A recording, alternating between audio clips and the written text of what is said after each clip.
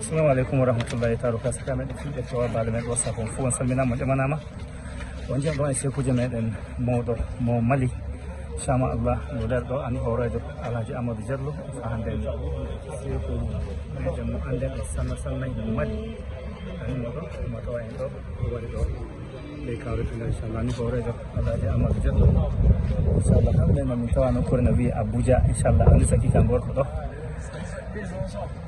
Receiving my guest from Ghana and also Mali. This is our president. This is the president of Capital Club. Ghana. Ghana, yes. Yes, yes. Ani Hajiya Goli, Madam Sidibe, Sala Hajiya,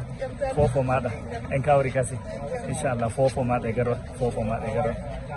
ani ɗo seku seku meɗen ni Allah gonno fuu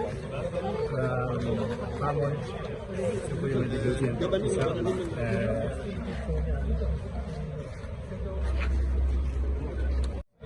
hande sakaɓe ne fulɓe no binomi nane ni hande lewru tubako e sappo noon jeenayi ɓurdu ujunaje ɗiɗi no gaadi en tawa nokkude no wiye Abuja on jeeɗo e mawɓe no joni ɗo sannayi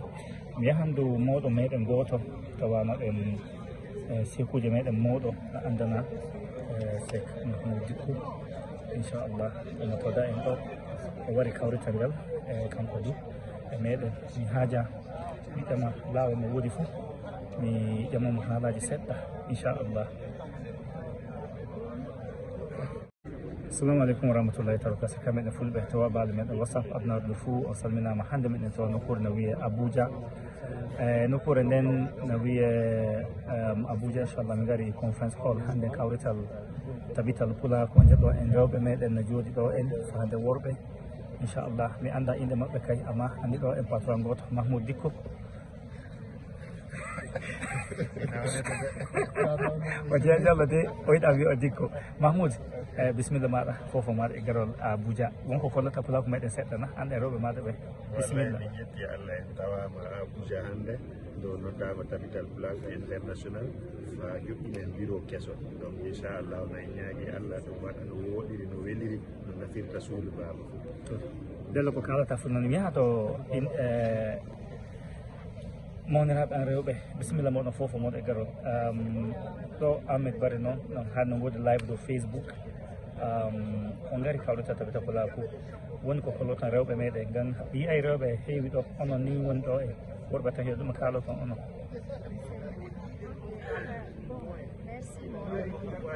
salmini komin haalanta seeɗiɓe an ɓen kamɓe ɗo ɓe tinno ɓe natani association sabu so fi waɗama rewɓe wala gasata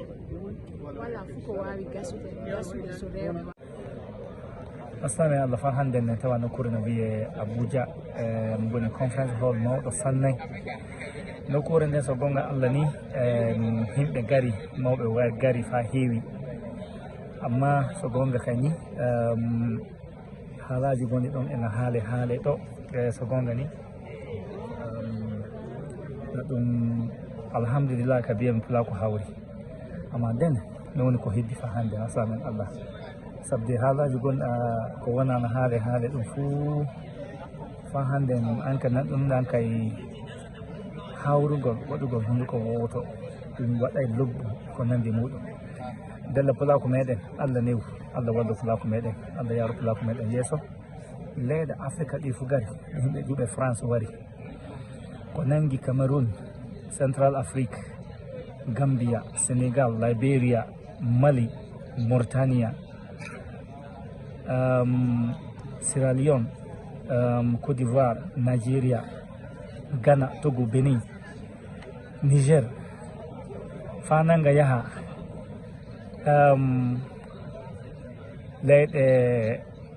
leyɗe ECOWAS ɗe kay fuu CEDEAO kay fuu no tawa ɗo hande della sami Allah wallu Allah yaaru pulako meɗen yeeso fa hande mo warta e moɗon kasi en haalaji gonɗi ɗon